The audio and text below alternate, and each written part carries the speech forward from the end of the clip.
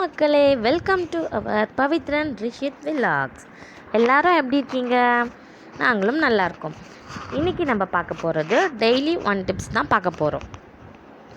என்ன daily one டிப்ஸ்னால், daily நான் வந்து இனிமேல் நான் வந்து டெய்லி ஒரு டிப்ஸ் சொல்வேன்.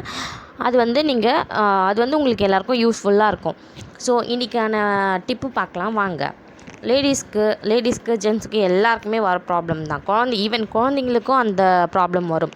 சேத்துல விளையாடினா, தண்ணியில் விளையாடினா வந்து சேத்து புண்ணு வரும். ஸோ அதுக்காக என்ன பண்ணலான்ட்டு பார்க்கலாம் வாங்க.